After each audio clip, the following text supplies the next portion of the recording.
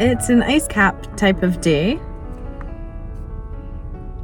The straw is rude. And now he's complaining on my roof. Anyway, it's very commotion-y out today. Lots of construction and crows and magpies on my roof, apparently. But yeah, I like the straw because it reminds me of Christmas. And today I did pick up some Christmas lights because I want to get them up and lit. Well, make sure that they work, not lit every night. And there's police. Lots of police. Okay. Yeah, it's crazy today. People are out and about. Apparently a lot of people are on caffeine. Yeah, sorry about that. So I did pick up some Christmas lights to put on my house because I want to get them up before it turns to be -50 outside. There's also squirrels running around everywhere. I don't know what's going on with today, but I think everyone knows that yes, Calgary, it's supposed to snow on Monday. So maybe people are just getting their last minute shopping or runarounds done. Who knows? But anyway, these are the lights I picked up, and they're gonna go on the porch so that whenever I walk onto my porch, because they're white, they're brighter and I can see. The ones that I have on my house now are the big bulbed ones, and they're multicolored, but they're too dim.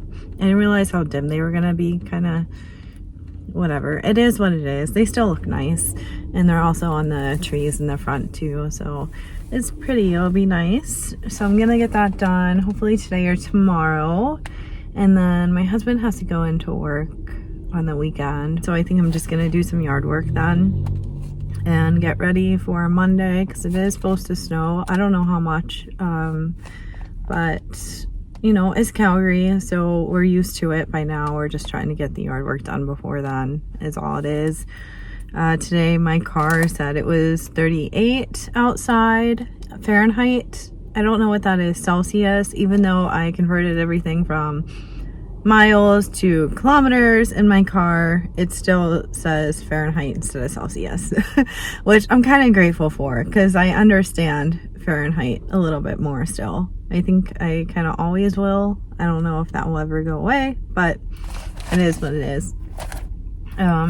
So yeah, and I picked up some new makeup too because my mascara that I have now, I don't know if you can tell, I kind of fixed it more, but it comes out really chunky and it like makes my eyelashes stick together and it's just not great.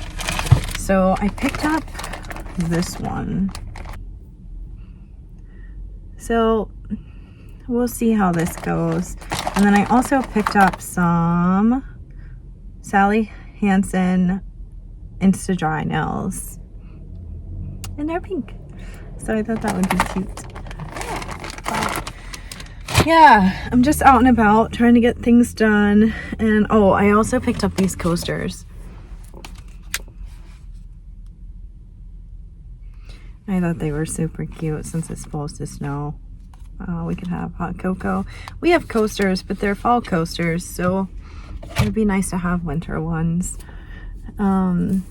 So yeah, I'm just chilling in my car, and then I gotta go home and clean and let Titus out because if it gets to be colder, you know, once it starts snowing, the temperatures do drop permanently. So, well, until spring, you know what I mean.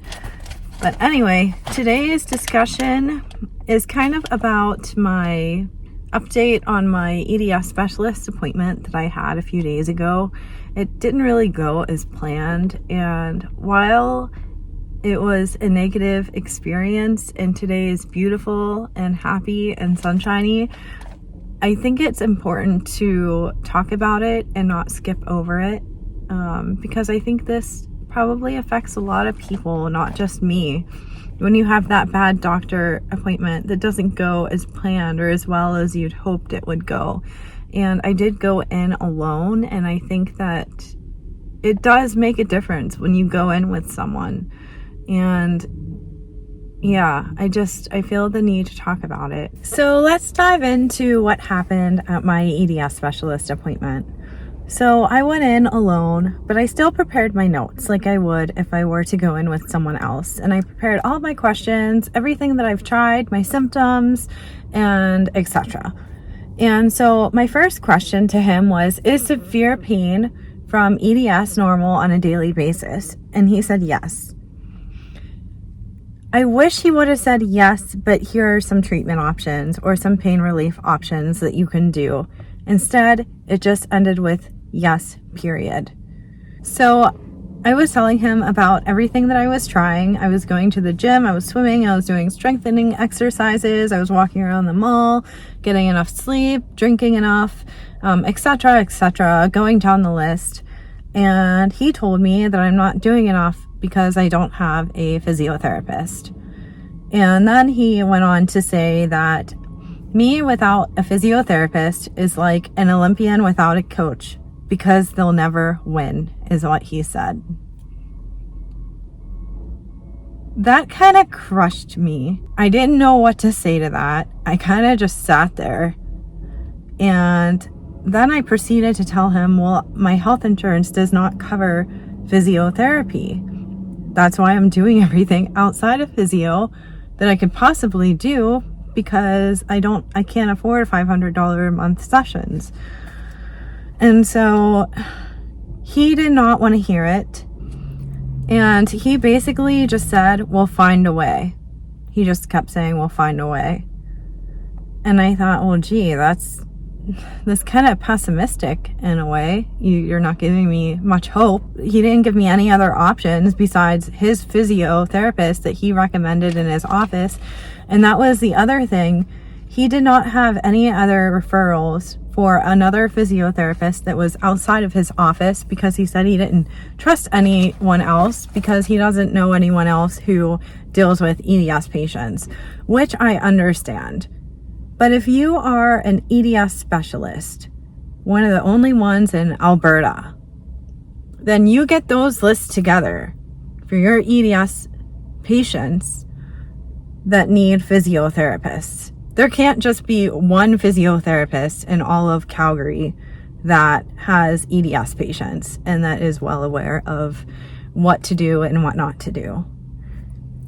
So I don't know, it put up a red flag for me. I'm very intuitive, I think, as a person, and I'm very introverted. I'm sensitive in the sense that I'm able to pick up on people quite well, I think. And it just really put up a red flag for me. The other thing that did was I told him that I had postural hypotension, low blood pressure induced sinus tachycardia, and he argued with me over this diagnosis. And he said, no, you have POTS.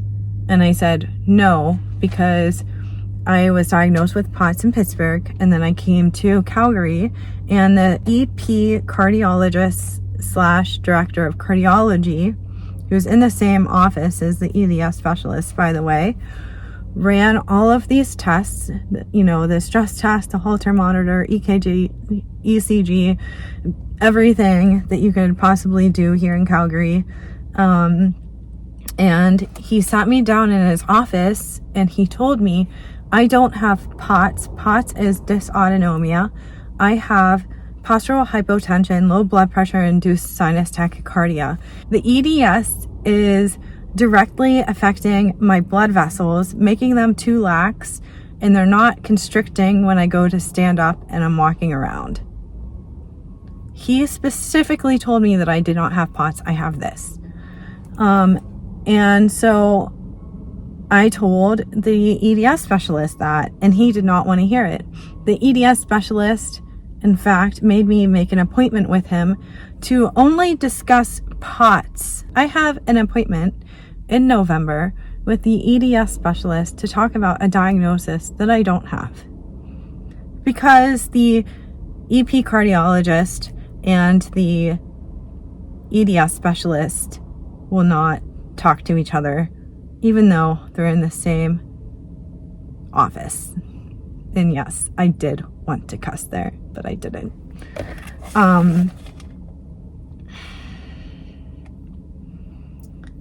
I have no words. those of you who don't know what I have, basically it's the same symptoms and the same treatment as POTS, where I need the salt, the high sodium diet, the compression, all that stuff. It's the exact same. It's just the diagnosis is different, and the reason for my blood vessels to be lax is EDS and not dysautonomia. So yeah. Another thing that the EDS specialist mentioned to me that threw me for a loop was, what are you going to do when the pain management, the pain meds, and the IMS needling and freezing stop working? It's like, well, gee, I didn't even think about that. Let's cross that bridge if we ever come to it. But like, why are you putting that into my head? Like, I finally found something that works slightly and you're dissing it.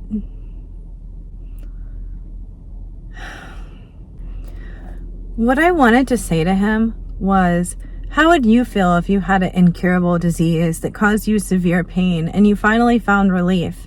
And then your doctor told you, what are you going to do when that relief stops working? I swear, some of these doctors just don't have perspective. They don't. Anyway, another thing he cleared up was I had a few new subluxations and dislocations that started happening in my ribs and my spine.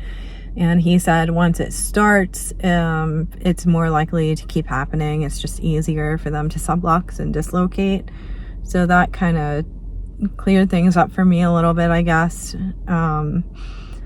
And he's sending me to a podiatrist. So if you have been to a podiatrist before, please let me know what I should expect in the comment section below, because I've never been to one. I'm not exactly sure how I should prepare or what to prepare for this. My ankles do roll. I have instability. I hear cracking and popping in my ankles. I don't exactly know what ligaments or tendons or bones are being subluxed. I just know that they crunch. And my knees are also very messed up from EDS. Like, I have the hyperextending knees and my kneecaps slide as well, but I have a whole bunch of braces to help me with that. So I'm not quite sure what a podiatrist does. I don't know if he does like the orthotics in your shoes or what, but I guess I'm about to find out. So I'll let you guys know how this appointment goes, but I'm going to end the discussion here because it is a beautiful day and I don't want to ruin it with any more negativity, especially if you're having a great day. Let's make today beautiful and yeah, and live our life. But let's go into winners because it's getting really busy and I would like to go see if they still have that really cute Christmas blanket. Don't kill me. I'm not going to put it out until after Remembrance Day for Canada. But yeah, let's go ahead and check it out.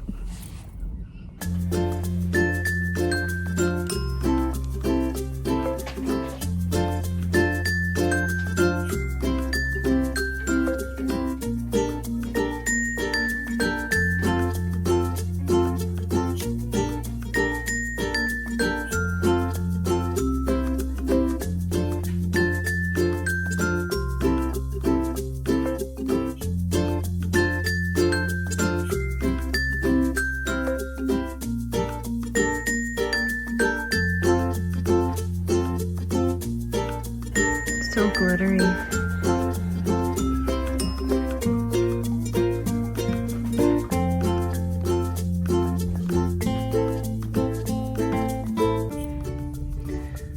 So I found a few things to try in Winners.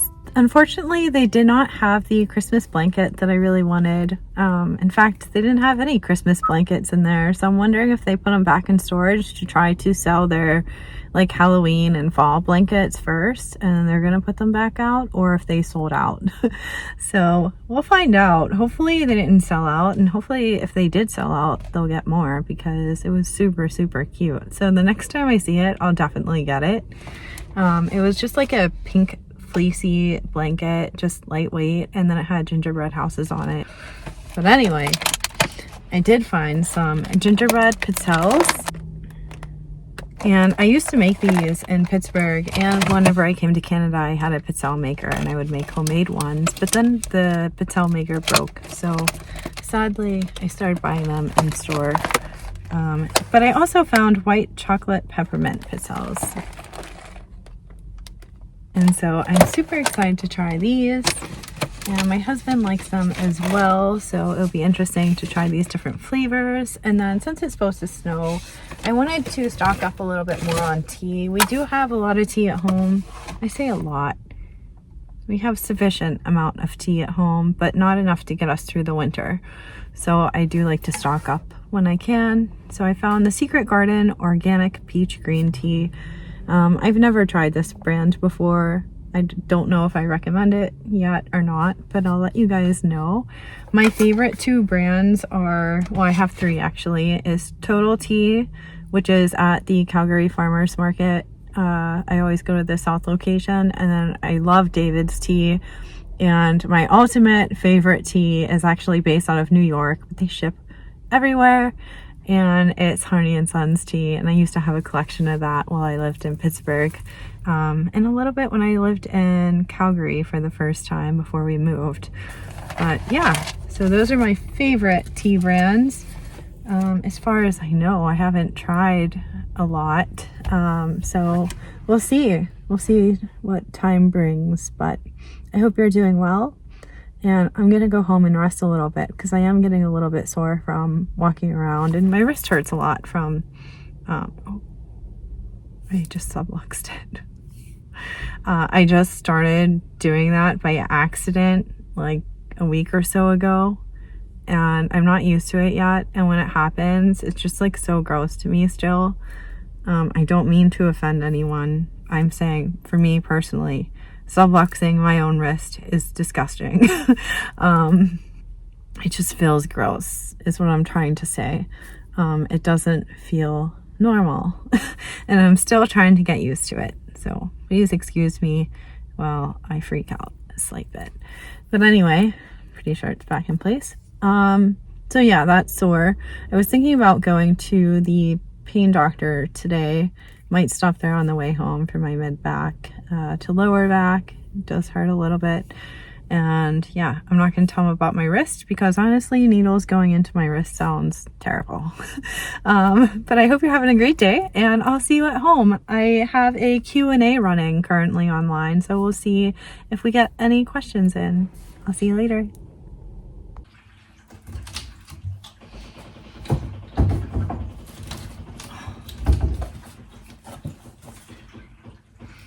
I made it home. I'm just getting together some snacks. I just started my feeds last night, so I still get a little more snacky during the day. That will kind of subside as the week goes on. But for now, snacky. I made bone broth, but then I put some rice in it, but it's kind of like porridge now. The consistency, so that will be interesting. And I'm gonna try this new tea that I got from Winners.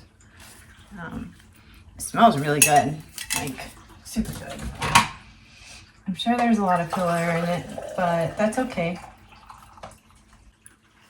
So I noticed some of the questions came in for the Q&A, so I'm just gonna answer a few now. And so what I have is, can I still eat normal food with having a feeding tube? No, I can't sit down and eat a regular meal. I can't eat enough to sustain nutrition. I rely on my feeding tube completely for nutrition. Everything that I eat during the day is like a snack, and it's just that extra calories or whatever.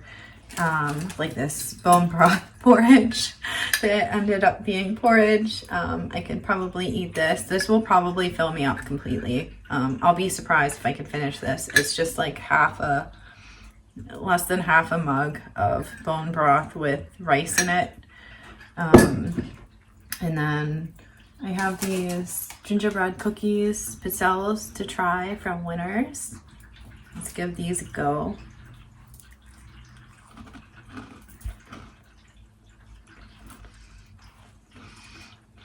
800 out of 10. I highly recommend these, you guys. If you like waffle cookies, go try them out. They're found at Winners. And then this tea, I did put it in my David's tea canister. Oh well, that's okay. Mix and match.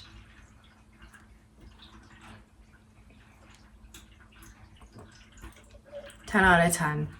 I would definitely buy that again. And I don't have any milk or sugar. I just drink tea straight normally.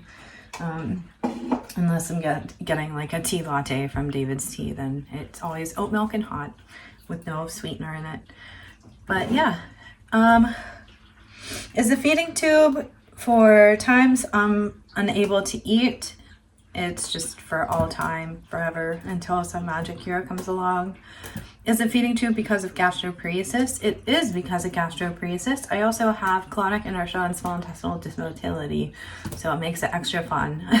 So basically my GI system, just everything's kind of partially paralyzed. I'm starting to have esophageal spasms as well, so whenever even if it's just water, sometimes I'll choke on water. I get the, severe shoulder pain, and like it kind of, the regurgitation and all that is kind of gross, but it's true. That happens sometimes. It's not all the time, so it kind of just surprises me when it does. It makes life interesting. But anyway, those are a few of the questions that came through, and I'll answer them at the end of the day as well. I hope you're doing well, and I'll see you soon. I forgot to mention that I did go to pain management earlier today, and I asked about the IMS needling and the freezing, and the doctor there said that I cannot build up a tolerance to IMS needling or the freezing. It's not like opioids where you build a tolerance to it. So that's nothing to worry about. But I thought I would let you guys know that it will forever be some pain relief for us. Good morning. It's just 2 days later. Yesterday I did a whole bunch of yard work, so last night I had painsomnia really, really bad. There was also a barometric pressure change and change in weather. Today it's supposed to snow. It is Monday. And so, yeah, I tried to squeeze in a bunch of stuff yesterday, including exercising, and I paid for it last night, paying for it today. I've been up since 3 a.m. I just took really heavy duty painkillers, so you guys get to see the effects of that and trying to concentrate. I was supposed to go out today and drive around, run some errands. Obviously all that gets canceled because I can't drive. It's just not safe for anyone on heavy duty pain meds. So yeah, please excuse the loopiness and the slurs and the blank stares if that happens, just because I am extremely exhausted and super loopy, but at least I'm not in severe pain anymore. So anyway, I have all of your questions and I would love to answer you guys. So let's get to it. Oh, one thing I wanted to mention that just happened, and I'm just gonna throw it out there. I am a little bit scatterbrained because in the past hour I had an Instacart grocery delivery. And I've had multiple Instacart shoppers before. I've never had too many crazy problems. One time my order got stolen, that's a thing, but then I got refunded. But I had this man just barge into my house today without my permission, and he kind of threw my food on the ground by the front door. And I don't even remember what I said. I was just like in shock and a little bit traumatized, and I was just polite. And then he went on the porch, and I didn't slam the door, but I shut it really quick, and then I locked it. And after I did that, he hung around my porch before he was leaving. I wanted to grab his license plate, but I was too afraid to like go outside and check it out, because honestly that was quite terrifying. I tried to report it to Instacart, and I just kept getting transferred by like 5 different people. I took screenshots of everything and nobody was able to help me, and it was just a disaster in itself. So I got no help there, and yeah, so now I'm just sitting here. I was gonna call the police, but again, I didn't get any of his like car information or anything like that. I just have his name and I have a screenshot of his face, but I didn't know if that was enough to like catch somebody. The day can only go uphill from here. So let's start answering a few questions. So number one, how does EDS affect your fine motor skills or ability to do daily tasks? So EDS affects my handwriting because my hands tend to cramp up while I'm writing too much. And I noticed this in school, but I didn't know why for many, many years. And so now I use Swipe on my phone. There's an app called Swipe, and you just kind of swipe the letters and it creates the word for you. And I also try to type on my computer because typing is less painful than handwriting for me.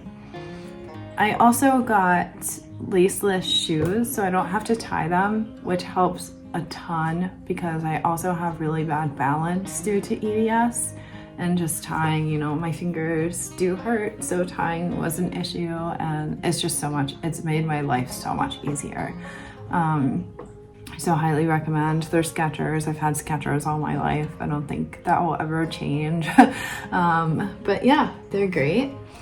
Another thing is it's really hard to put dishes on the top shelf just because I have shoulder pain, my wrists and my hands hurt. So sometimes it's really hard to do that. I'm finding doorknobs trying to go inside of my house, or just like turning doorknobs on the inside of my house to the bathroom and such hurts. I'm not exactly sure what to do about that yet. I'm not gonna worry about it too much until it becomes a huge hassle. I have to sell my bass guitar because it's too painful to play. My body is no longer reliable enough to have a paying job, so I do a lot of volunteer work and I try to help people where I can on the side and just try to find ways to help other people. I'm also a part-time wheelchair user and I have braces for different activities. I brace for the activity and not for life so that I don't overuse my braces because it can cause a lot of muscle weakness if you overuse them. I talk about my braces actually in a few of my videos, so be sure to check them out. Question number 2, does EDS affect your cognitive ability to think? Well, severe pain does. So yes, because of this I get brain fog and it can be really hard to concentrate and think straight. When pain wakes me up in the middle of the night, like last night, then I'm very tired during the day, like today, which causes a decrease in my concentration, and it also causes brain fog. And on days like this, I just stay home and rest. I don't go anywhere. Sorry, my lips are super dry. It's non-alcoholic, by the way. Moving on. With EDS, are you constantly in pain? And if you are, is there anything that makes you feel better? Yes, it's constant pain. It's from nerve pain, muscle pain, joint pain, hyperextending, subluxations, dislocations, and I also get muscle, tendon, and ligament tears. Sometimes I don't realize the amount of pain that I am in until I get super nauseous, and then I take my painkillers, which is really bad because I'm not getting ahead of the pain really. And then I have to take more painkillers than what I could have taken if I would have caught it sooner. Sometimes I spend weeks in severe pain and other times it's just a day or two. I never know. The only time that I do know is in April every year. I'm gonna be in a horrible amount of pain just because that's major barometric pressure changes for Calgary, and it's like, for some reason that month is really, really off the charts for me. I know a lot of people get the October slide, or I forget the term name, but I haven't noticed that as much. I still flare up like normal, but it's not more severe in October. It's more severe in April for me. I've actually considered going to Florida for a month in April just because of how severe it can be. It's really crazy, actually. Things that help me cope with the pain are Having healthy habits and practicing self-care and mindfulness and gratitude, naming 3 things that I'm grateful for each and every day. Over time, it does get your mind in a more positive mood. It's kind of like cognitive behavioral therapy practices in a way. IMS needling and freezing injections, which we cannot build a tolerance to. Pain medicine, I have a cookie jar full of pain meds. Swimming, strength training, getting enough sleep, drinking plenty of water, getting electrolytes. I really love the Blue Monkey coconut water. It's found in the US and Canada. And surrounding myself with supporting and loving people and taking everything on day by day. I'm better now at canceling plans than I used to be. Before I would push myself or I would cancel and apologize a lot. Now I just cancel and I'll be like, I'm sorry, but I'm in a lot of pain. Like I have to put my health first because I'm the one who pays the consequences for that. The other people don't, I do. So sometimes there are days where I can be fine and then in the next hour I'm just in a excruciating amount of pain. It is what it is. It changes. It varies throughout the day. I try not to dismiss my symptoms and my pain levels, and I try to catch it early so that I can take a lighter amount of pain meds or get rest or do what I need to do to be okay for that day. And I'm more okay now with taking pain meds. In the beginning, especially when I first started creating these videos, I was pushing my pain meds off quite a bit and paying for it in the end. So I don't do that anymore. I am totally fine with taking my painkillers. Sorry, my alarm went off. Does EDS make you feel more fatigued than usual? I don't quite know what you mean by usual.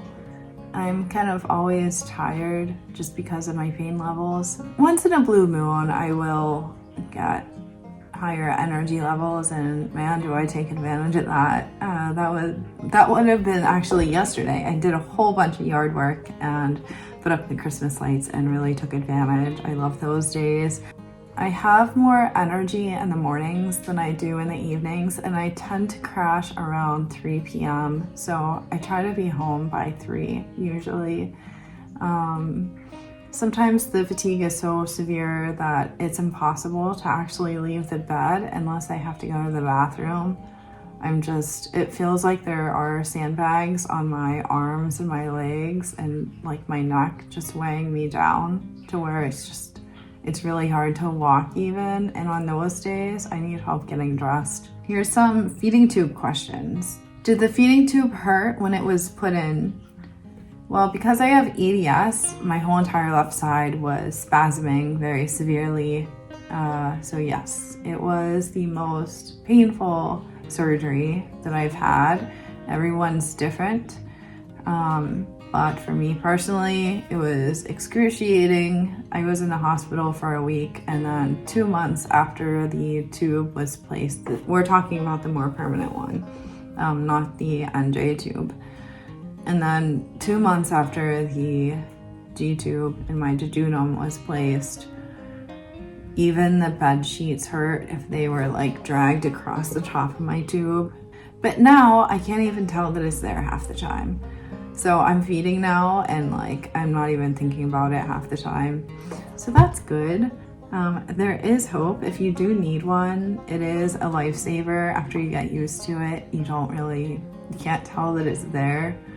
It's pretty amazing unless you get an infection or something like that. But for me, I forget that it's there half the time, especially when I'm out and about because I hook up at night now. Yeah, I don't even notice it. All right, what else? Does the formula make you full? What do you like to eat orally? I don't have the satisfaction like I had a good meal. I can't just sit there and be like, oh, that was such a good meal, I'm so full. It's not like that.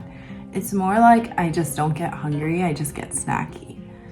And my current favorite snacks are David's Tea oat lattes because they fill me up.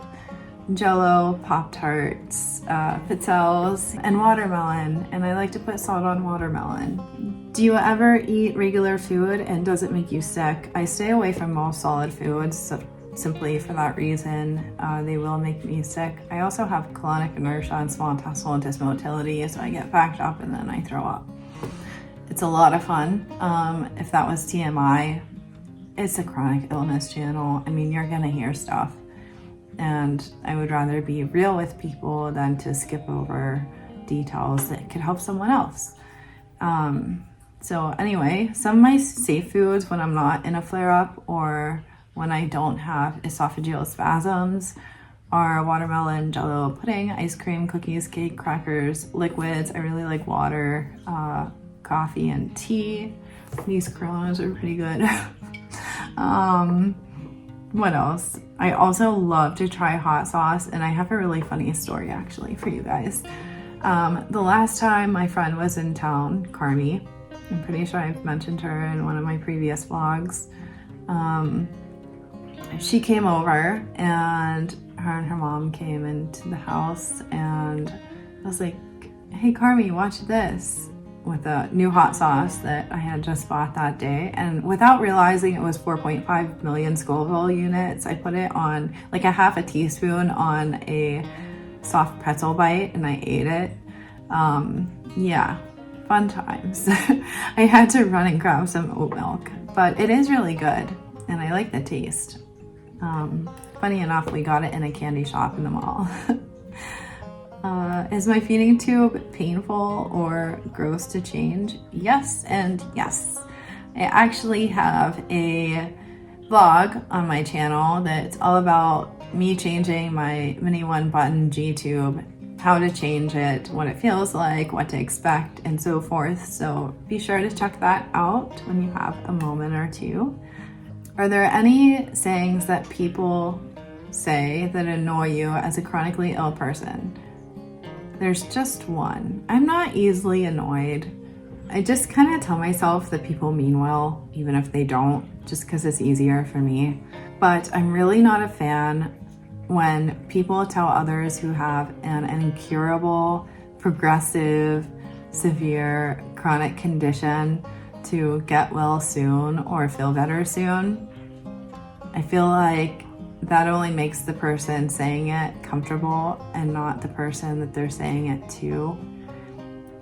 If you are one of these people, maybe instead say, I know you're going through a lot, but if you need anything, let me know. Or I'm thinking of you. And always be genuine and sincere with what you say. Don't just say stuff to make you feel better. If you're gonna help, then actually help and be genuine and kind.